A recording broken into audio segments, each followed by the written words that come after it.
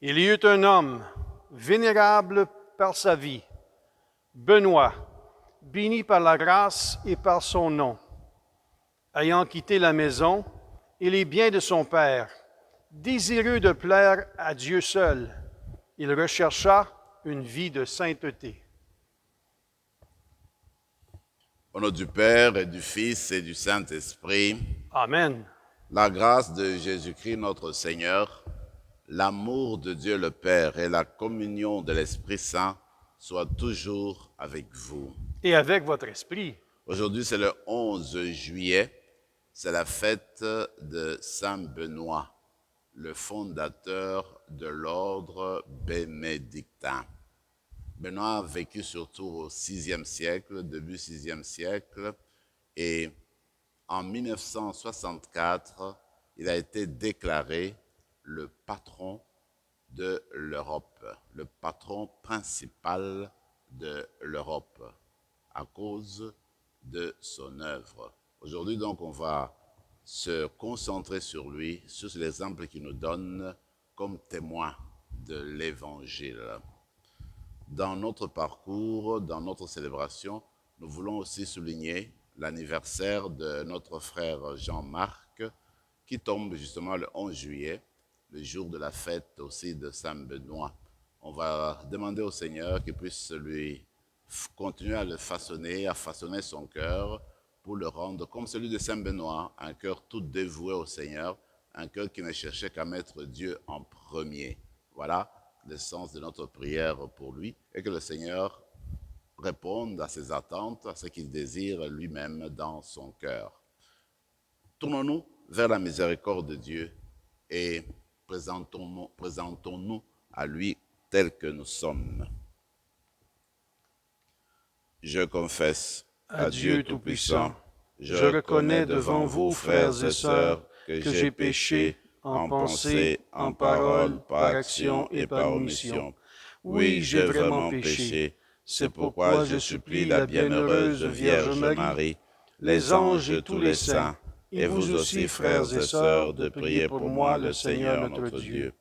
Que Dieu Tout-Puissant nous fasse miséricorde, qu'il nous pardonne nos péchés et nous conduise à la vie éternelle. Amen. Seigneur, prends pitié. Seigneur, prends pitié. Ô Christ, prends pitié. Ô Christ, prends pitié. Seigneur, prends pitié. Seigneur, prends pitié. Prions le Seigneur. Seigneur Dieu, tu as fait du bienheureux abbé Benoît un maître spirituel remarquable. Pour ceux et celles qui se mettent à l'écoute de ton service, accorde-nous de rien préférer à ton amour et de courir le cœur dilaté dans la voie de tes commandements.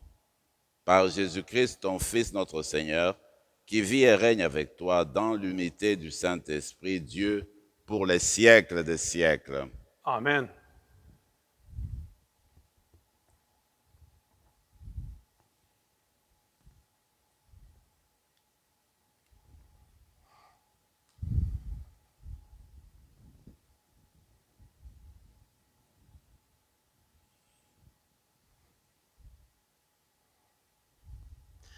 Du livre de la Genèse. Cette nuit-là, Jacob se leva.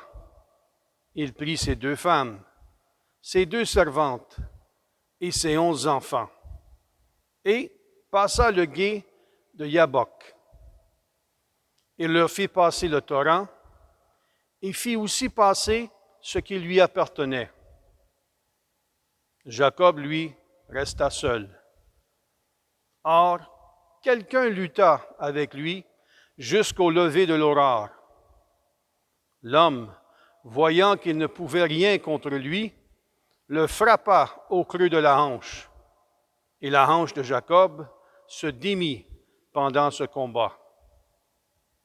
L'homme dit, « Lâche-moi, car l'aurore s'est levée. » Jacob répondit, « Je ne te lâcherai que si tu me bénis. » L'homme demanda, « Mais quel est ton nom? » Il répondit, « Jacob. » Il reprit, ton nom ne sera plus Jacob, mais Israël, c'est-à-dire Dieu lutte, parce que tu as lutté avec Dieu et avec les hommes, et tu l'as emporté. Jacob demanda, fais-moi connaître ton nom, je t'en prie. Mais il répondit, pourquoi me demandes-tu mon nom? Et là, il le bénit. Jacob appela ce lieu Penuel, c'est-à-dire face de Dieu. Car, disait-il, j'ai vu Dieu face à face et j'ai eu la vie sauve. Au lever du soleil, il passa le torrent à Penuel, il resta boiteux de la hanche. Parole du Seigneur. Nous rendons grâce à Dieu. Seigneur, par ta justice, je verrai ta face. Seigneur, par ta justice, je verrai ta face. Seigneur, écoute la justice, entends ma plainte, accueille ma prière, mes lèvres ne mentent pas. Seigneur, par ta justice, je verrai ta face. De ta face me viendra la sentence. Tes yeux verront où est le droit. Tu sondes mon cœur, tu me visites la nuit, tu m'éprouves sans rien trouver. Seigneur, par ta justice, je verrai ta face. Je t'appelle, toi, le Dieu qui répond. Écoute-moi, entends ce que je dis. Montre les merveilles de ta grâce, toi qui libères de l'agresseur ceux qui se réfugient sous ta droite. Seigneur, par ta justice, je verrai ta face. Garde-moi comme la prunelle de l'œil, à l'ombre de tes ailes, cache-moi. Et moi, par ta justice, je verrai ta face.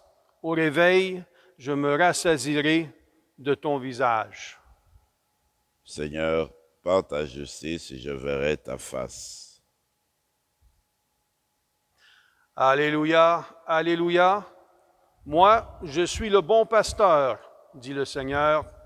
Je connais mes brebis et mes brebis me connaissent. Alléluia.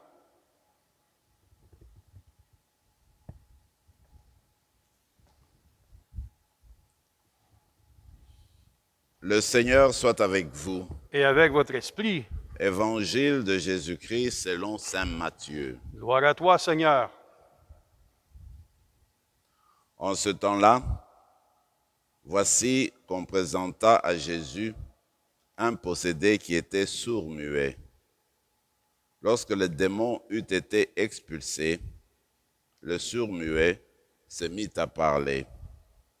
Les foules furent dans l'admiration et disaient, « Jamais rien de pareil ne s'est vu en Israël. » Mais les pharisiens disaient, « C'est par le chef des démons qu'il expulse les démons. » Jésus parcourait toutes les villes et tous les villages, enseignant dans leurs synagogues, proclamant l'évangile du royaume et guérissant toute maladie et toute infirmité.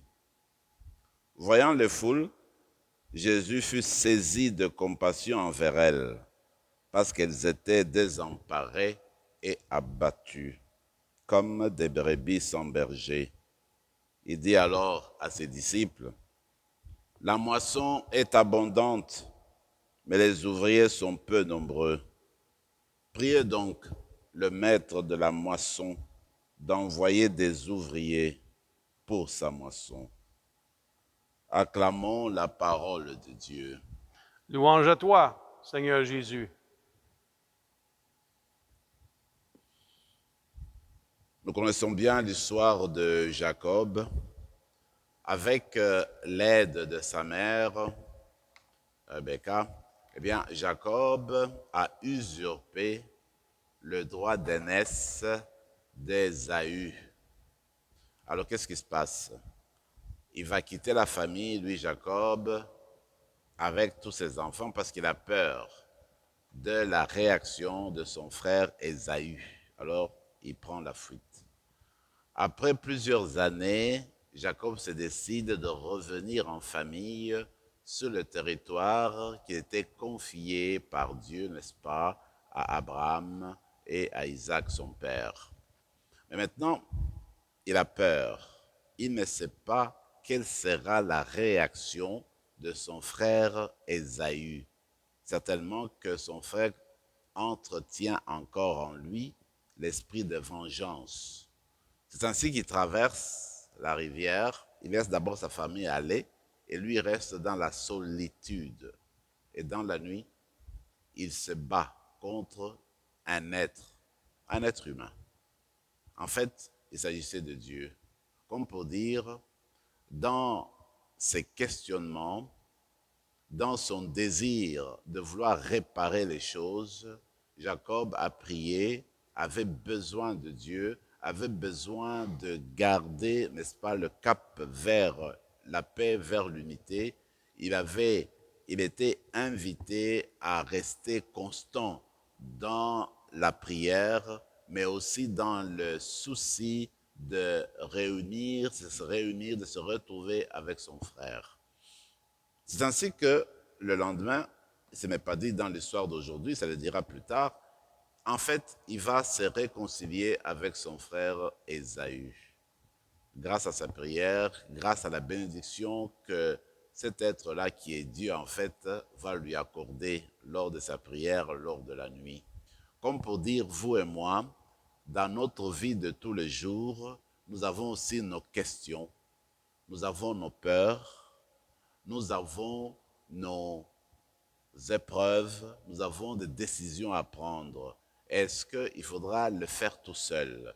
Mais comme Jacob, prenons toujours le temps, dans la solitude de notre cœur, de nous tourner vers Dieu, de rester persévérants dans la prière, de continuer à nous adresser à lui malgré tout, même si nous ne saisissons pas, nous ne captons pas les réponses que nous attendons, comme Jacob, demandons au Seigneur, implorons-le de nous remplir de ses grâces et bénédictions pour que nous continuions sur notre marche de tous les jours.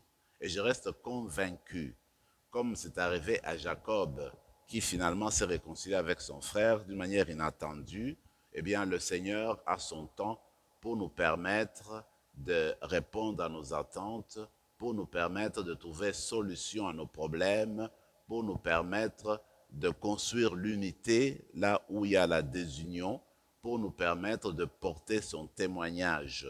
Donc gardons la persévérance dans la prière, gardons ce courage, cette force en nous qui est dans notre intérieur, qui veut que nous restions toujours debout devant le Seigneur pour lui adresser notre prière avec foi, avec confiance. Parce que le Seigneur, comme il a fait avec Jacob, finit toujours par répondre à nos attentes et à nos prières. J'aime beaucoup l'évangile, la lecture évangélique d'aujourd'hui. D'abord, on nous présente un Jésus qui guérit, un sourd-muet, et après, eh bien, il y a toujours des critiques qui viennent autour de cela. Dans la vie de tous les jours, on peut être ce sourd-muet. Des fois, avec le monde environnant, ce qui nous entoure, bien, on n'a pas le courage de prononcer le nom de Jésus, de vivre à la manière de Jésus. On reste comme enfermé en nous-mêmes, on garde la parole pour nous-mêmes, on reste de sourds. On n'entend pas ce qui se passe, les exigences du monde extérieur, les cris de pauvres, les cris de personnes qui veulent de l'aide.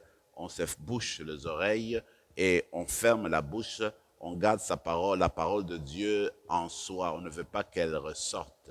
Alors nous avons besoin que Jésus nous impose la main aujourd'hui, qu'il tende sa main sur nous pour qu'à notre tour nous soyons déliés, que nous apprenions à dire avec foi, avec confiance sa parole et que nous arrivions à ouvrir nos oreilles, à tendre nos oreilles vers sa parole pour que celle-ci puisse habiter en nos cœurs et y produire des fruits escomptés, pour qu'à partir de cette parole, nous puissions nous-mêmes commencer à répandre la parole de Jésus, à témoigner du bienfait dont, n'est-ce pas, on a été, n'est-ce pas, objet. Donc on va demander au Seigneur qui continue, n'est-ce pas, à nous assister continuellement. Cette lecture, c'est comme si c'était divisé en deux.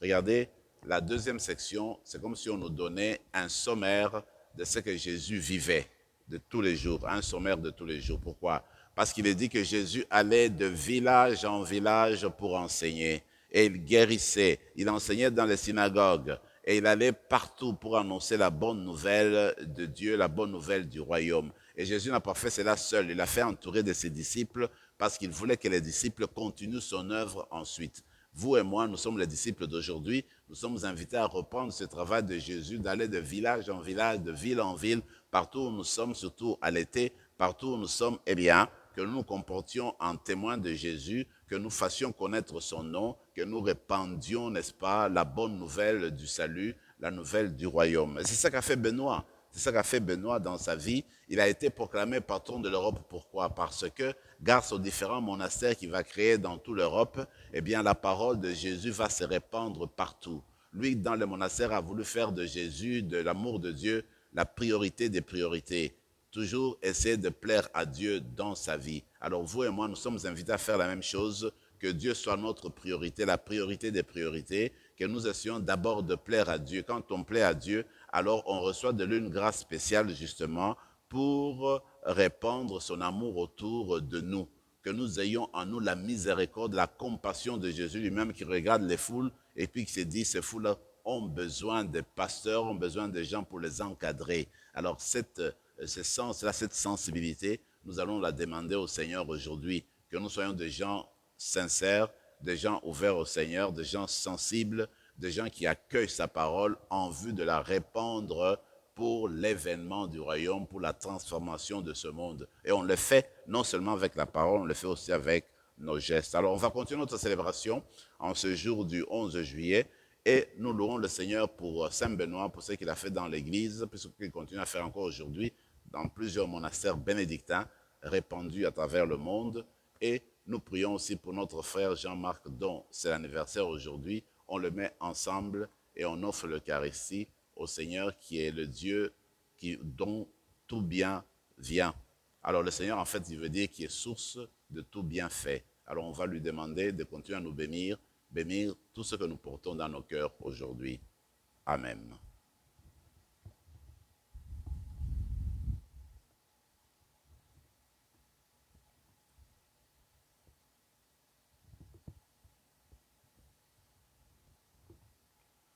Dieu béni, Seigneur, Dieu de l'univers, toi qui nous donnes ce pain, fruit de la terre et du travail des hommes et des femmes. Nous te le présentons et deviendra le pain de la vie. Béni soit Dieu, maintenant et toujours. Comme cette eau se mêle au vin pour le sacrement de l'Alliance, puissions-nous être unis à la divinité de celui qui a pris notre humanité. Tu es béni, Seigneur, Dieu de l'univers, toi qui nous donnes ce vin, fruit de la vigne et du travail des hommes et des femmes.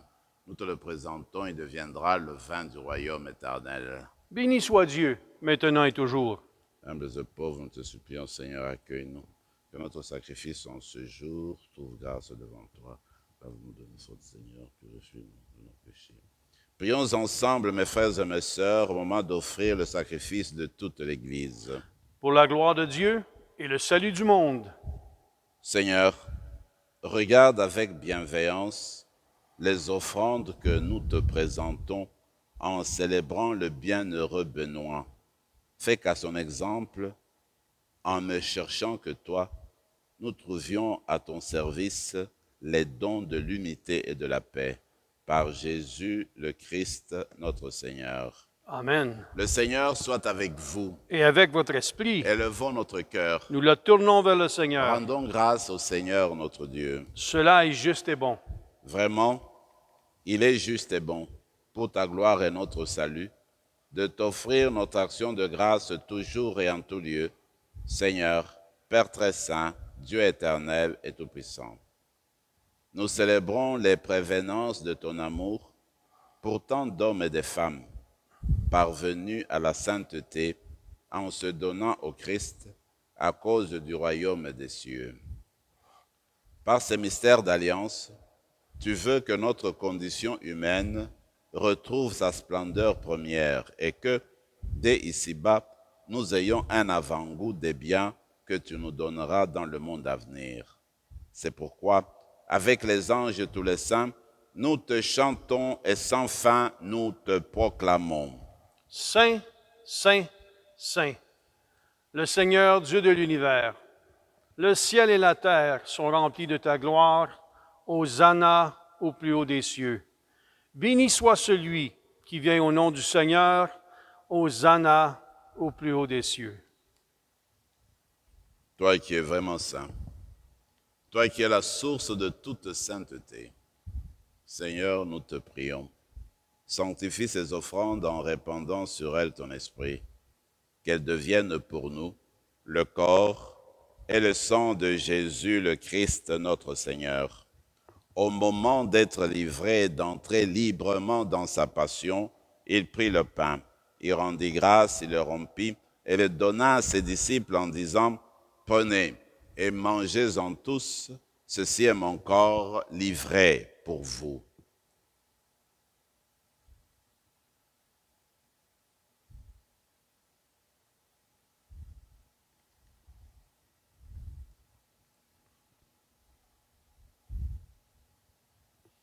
De même, après le repas, il prit la coupe.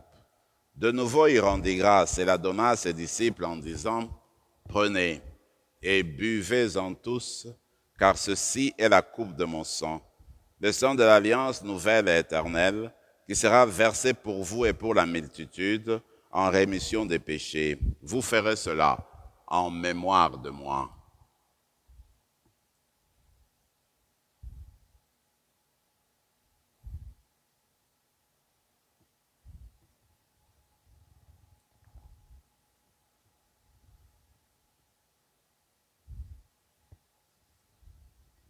Acclamons le mystère de la foi.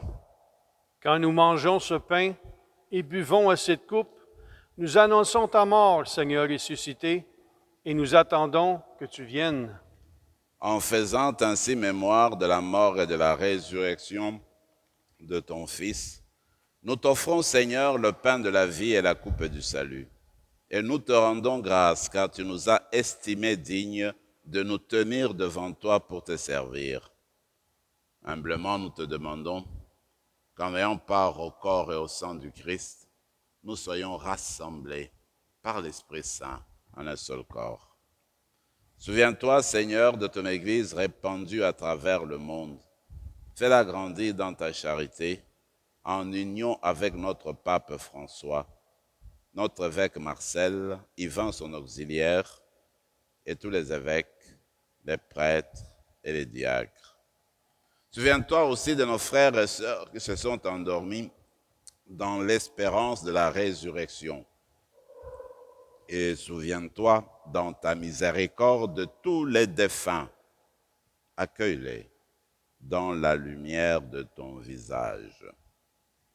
Sur nous tous, enfin, nous implorons ta bonté. Permets qu'avec la Vierge Marie, la bienheureuse Mère de Dieu, avec Saint Joseph, son époux, les apôtres, Saint Benoît et tous les saints qui ont fait ta joie au long des âges, nous ayons part à la vie éternelle et que nous chantions ta louange et ta gloire par ton Fils Jésus, le Christ. Par lui, avec lui et en lui, à toi, Dieu le Père Tout-Puissant, dans l'unité du Saint-Esprit, tout honneur et toute gloire pour les siècles des siècles. Amen. Comme l'avons appris du Sauveur, et selon son commandement, nous osons dire, Notre Père qui es aux cieux, que ton nom soit sanctifié, que ton règne vienne, que ta volonté soit faite sur la terre comme au ciel. Donne-nous aujourd'hui notre pain de ce jour. Pardonne-nous nos offenses, comme nous pardonnons aussi à ceux qui nous ont offensés, et ne nous laisse pas entrer en tentation, mais délivre-nous du mal. Délivre-nous de tout mal, Seigneur, et donne la paix à notre temps. Soutenus par ta miséricorde, nous serons libérés de tout péché, à l'abri de toute épreuve. Nous qui attendons que se réalise cette bienheureuse espérance, l'avènement de Jésus-Christ, notre Sauveur. Car c'est à toi qu'appartiennent le règne, la puissance et la gloire pour les siècles des siècles. Seigneur Jésus-Christ, tu as dit à tes apôtres, je vous laisse la paix, je vous donne ma paix. Ne regarde pas nos péchés, mais la foi de ton Église. pour que ta volonté s'accomplisse, donne-lui toujours cette paix et conduis-la vers l'unité parfaite, toi qui vis et règnes pour les siècles des siècles. Amen. Que la paix du Seigneur soit toujours avec vous. Et avec votre esprit, Agneau de Dieu, qui enlève le péché du monde, prends pitié de nous. Agneau de Dieu, qui enlève le péché du monde, prends pitié de nous. Agneau de Dieu, qui enlève le péché du monde, donne-nous la paix. Seigneur Jésus-Christ, que cette communion à ton corps et à ton sang n'entraîne pour nous ni jugement ni condamnation, mais que par ta bonté, elle soutienne notre esprit et notre corps et nous donne la guérison.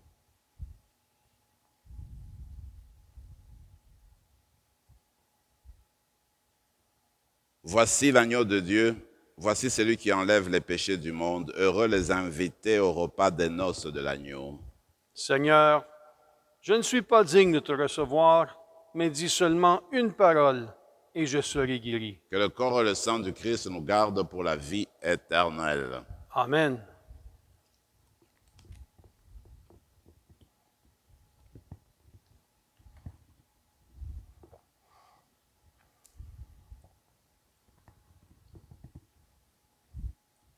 Le corps du Christ. Amen.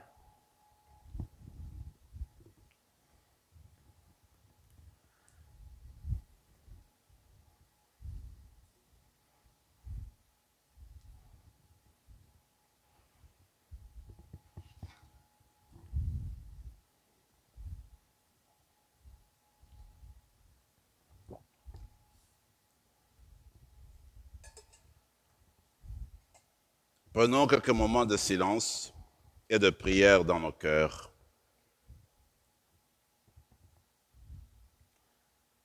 Voici le serviteur fidèle et avisé que le Maître a établi sur sa maison pour donner à chacun, en temps voulu, sa part de blé. Prions encore le Seigneur. Après avoir reçu le gage de la vie éternelle, nous te prions humblement, Seigneur. Puissions-nous suivre les enseignements du bienheureux Benoît, être fidèles à te servir dans la prière, aimer nos frères et sœurs avec une ardente charité. Par le Christ, notre Seigneur. Amen. Le Seigneur soit avec vous. Et avec votre esprit. Et que Dieu Tout-Puissant vous bénisse, le Père, le Fils et le Saint-Esprit. Amen. Allez dans la paix du Christ. Nous rendons grâce à Dieu.